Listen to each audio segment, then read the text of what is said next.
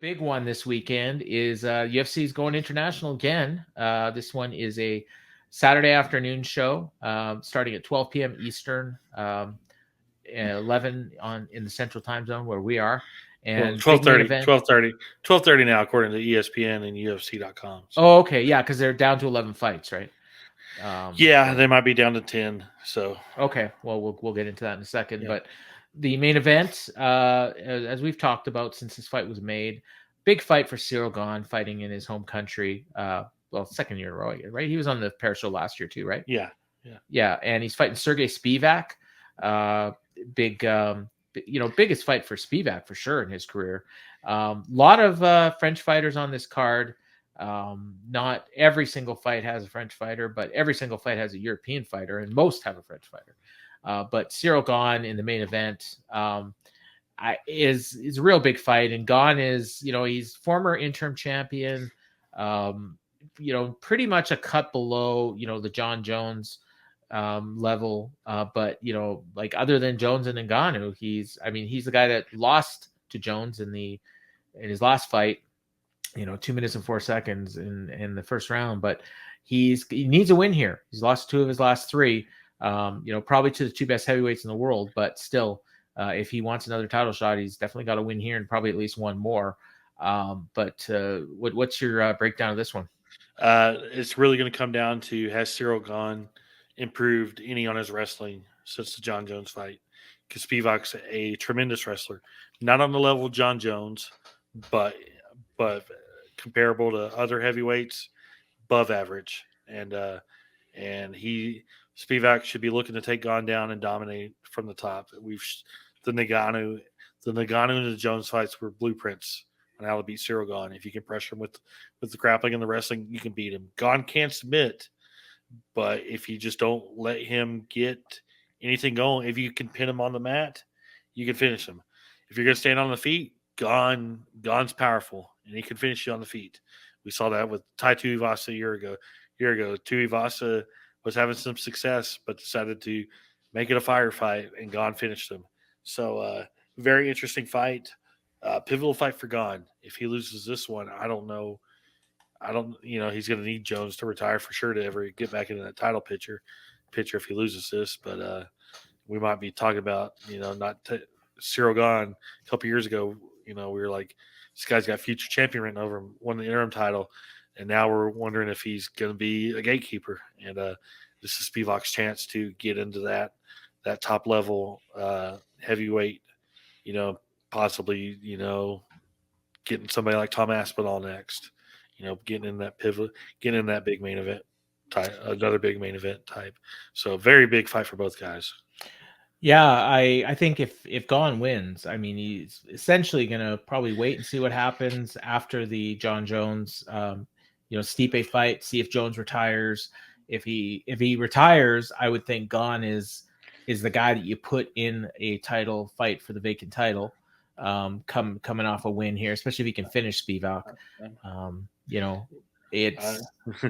I'm starting to up my odds of Jones retiring. I'm starting to I was like about 90% sure that he's gonna retire if he beats Stipe. I'm starting to lower that.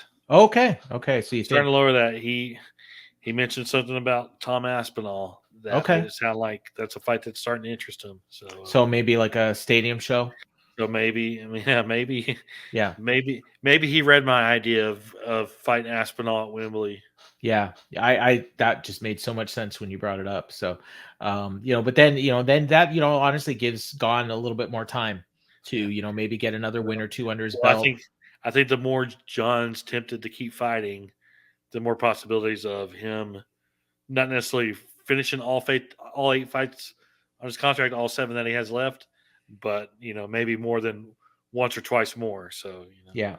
Well, that's good because he's still pretty young and clearly has a lot left in the tank. The way he walked through Gane in March. Yeah. So they always say, yeah, you've made a lot of money, but at the same time, you don't want to leave money you can make on the table.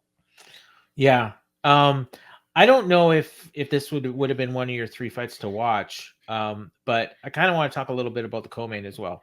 Yeah, it would have been one of my 3 to watch, but yeah, Okay. just because there's not much on this card. But No, well, I mean, there is and there isn't. I mean, yeah, I'm a little more excited for this card than a lot of people, but I think it's more. I just remember how I remember the last show, which was on the same day as the Clash of the Castle from Cardiff last year. They kind of went head to head, and I was going back and forth watching both, and the UFC crowd was so much better in France than it was in Cardiff. I mean, it was bigger in Cardiff. Obviously, they're doing a stadium, but they were just so loud and so passionate. And I'm ever since this card was announced, I've been looking forward to it. And I think they're going to be like super hot for this main event.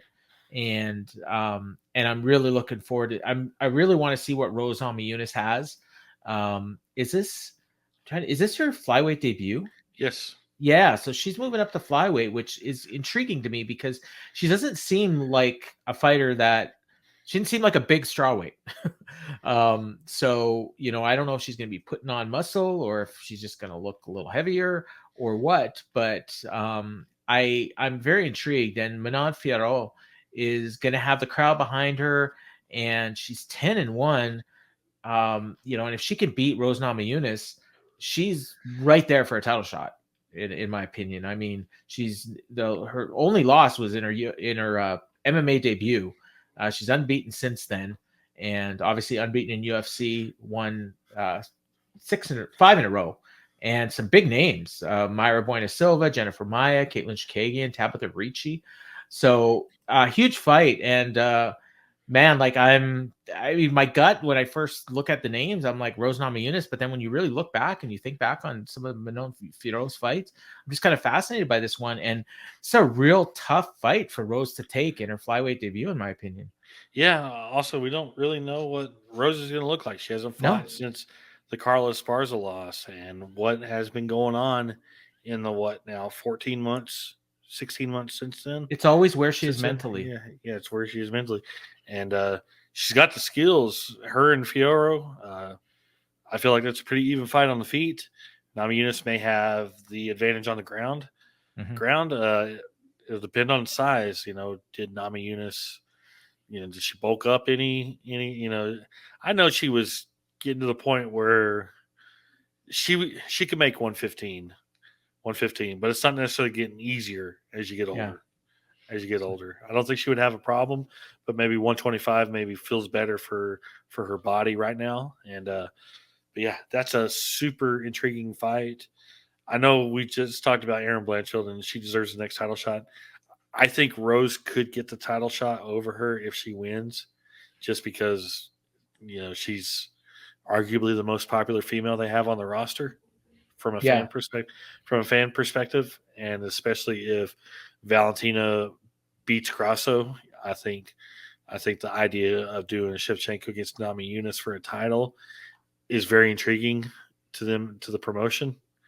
But Yeah. but super interesting fight. And what kind of Fioro, she's looked good. She's got some solid wins. I mean, Jennifer, she beat Myra Buena Silva, which is looking better. Oh yeah. Better on her record as Silva's started to look good at 135. Jennifer Maia and Caitlin Chikagian, yeah, those are both decisions, and she clearly won both. But those two are also on the probably tail end of their careers. So now you have Namajunas. It'll be interesting to see if Namajunas is still in her prime or on her tail end of her career. Absolutely. Yep.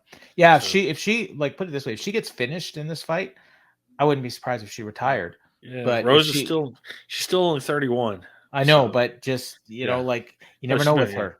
Yeah, Never but know. if she wins, I mean, she could be getting a title shot. So I mean, this is where we're at with Rose. Yeah. So I'm super intrigued by this one. All right, so you said that was one of your 3 fights to watch. What are the other ones? Well, I'll go. I got one to replace it real quick. Okay, all right. So here's 3 fights to watch. 2 of them are on the main card. One is a lightweight fight: Benoit Saint Denis against Thiago Moises. Both are high level lightweights. Saint Denis, after he lost his UFC debut to Elizeu Zaleski dos Santos, he's looked good. 3 straight wins, all by finish. Called for this fight. Called for a fight in France. One of the ranked ranked lightweight. Didn't get a ranked lightweight, but Moises has been ranked in the past until he suffered a couple of losses. But he's won 2 in a row, both by submission. 2 guys who are very good on the ground. I could see a hell of a grappling battle going on there, and that's an interesting fight. Second fight, light heavyweight fight, Volkan Ozdemir against Bogdan Guskov. Guskov is making his UFC debut on kind of a late notice, but he's 14-2 with 14 finishes, 12 knockouts, 2 submissions, and Ozdemir, former title contender, but he's been inconsistent last few years. He lost 3 in a row at one point to Cormier, Anthony Smith, Dominic Reyes. Not those are 3 tough fights, and since then he's 3-3. He's lost 3 of his last 4, though, but he's still fighting top level competition, and it's a really intriguing matchup. And then my last one to watch is a bantamweight fight between Taylor Lapilus and Colin Loughran. This fight really was announced today. There was some scrambling on the cards after a couple people had to fall off the card, and this was the matchup they went with at bantamweight. But it's a shame somebody's going to lose this fight. Lapilus is on his second UFC run. His first run came back in 2015 and 2016. He went 3-1, and I don't know what happened, if they just decided to not re-sign him or he didn't want to re-sign or whatnot, but they let him go.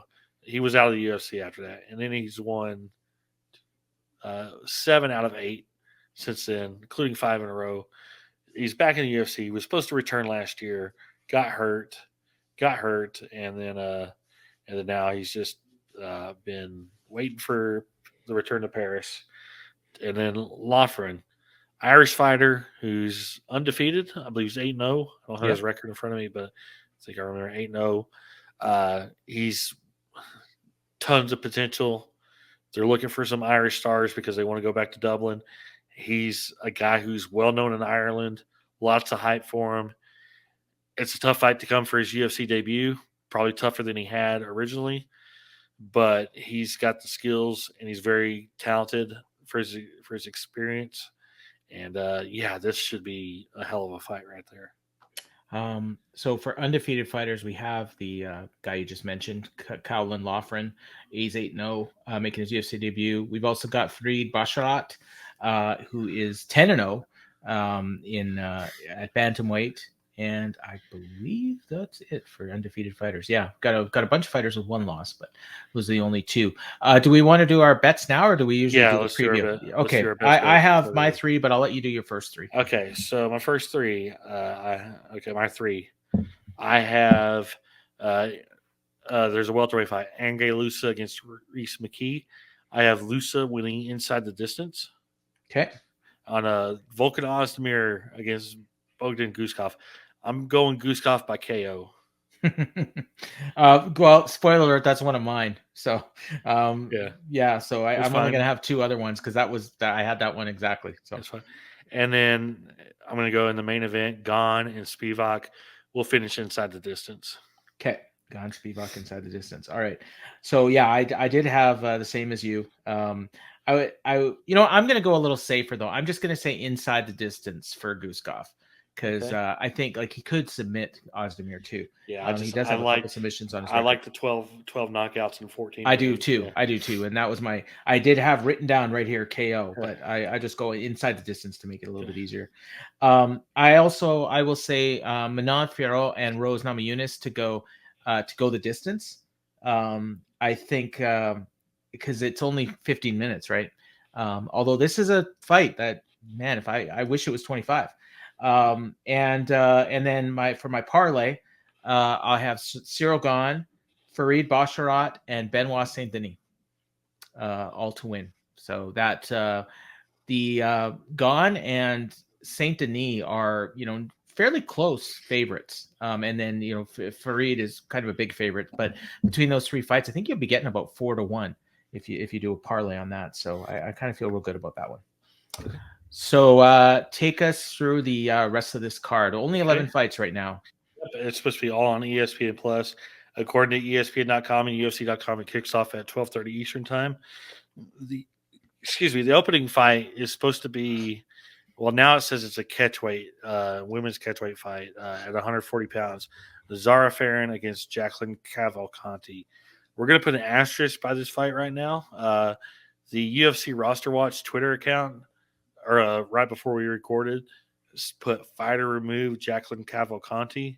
So that brought a lot of speculation about whether this fight is going to happen. From what I know right now, the fight is still on, but let's kind of put a to be determined. Let's put an asterisk by it. It's on right now. It was supposed to be at 135. They made it a catchweight to 140, claiming it was always supposed to be that way. Farron had been fighting at featherweight, 145, and she has a history of missing weight at featherweight. She's once weighed in like at 149 and a half for a featherweight fight. So there's always a potential of weight issues in this one. And Cavalcanti would be making her UFC debut, right? Yes. So as of now, like I said, that fight's on speculation going on. We'll see what happens over the next few days. Okay. Then we have a bantamweight fight, Farid Basharat against Clayton Rodriguez. Then we have a women's bantamweight fight, the debuting Nora Cornole against Jocelyn Edwards. We have a welterweight fight, Ange Lusa against Reese McKee. McKee is returning to the UFC. He fought there twice, including a loss to Khamzat. Oh yeah, where he was destroyed, and then but yeah, he's back in the UFC. Then we have a bantamweight fight, very interesting one I talked about, Taylor Lapilus against Cowlin Loughran. And then closing out the prelims is a featherweight fight between debuting fighters, Morgan Charrier against Manolo Zucchini. Charrier's his if you look at his record on paper, it's 18-9. It might not stand out, but he's a very good fighter and a guy to keep an eye on. And I almost wanted to put him as one of my 3 bets because I think he's going to win and I think he's going to look good. He's a big favorite too. Yeah, he is a big favorite. Main card, 3:00 Eastern time on ESPN Plus. Featherweight fight kicks it off. William Gomes against Giannis Gilmore. We have a light heavyweight fight, Volkan Ozdemir against Bogdan Yukuskov. Then lightweight Benoit Saint Denis against Thiago Moises. Women's flyweight fight, Mana Fiorot against Rose Namajunas. And then the heavyweight main event, Cyril Gane against Serghei Spivac. Yeah, so 11 fights, maybe 10, starting at 12:30 Eastern. So this one probably over by like 4:30, 5 o'clock. 5 o'clock, yeah. Yeah, so I like these. 5 main card, yeah, my 4:30, 5 o'clock, yeah. I like these. Early cards. They're very easy to watch. I believe the commentary team will be John Gooden, Paul Felder, and Michael Bisping. Nice, and probably Joe Martinez doing the announcing. Maybe they might bring Buffer over. Usually if Martinez does 1 week, Buffer's doing the next. So I'm just thinking because they were overseas anyways already. So, but who knows? Yeah, it might be, it's a quick flight to send them to France.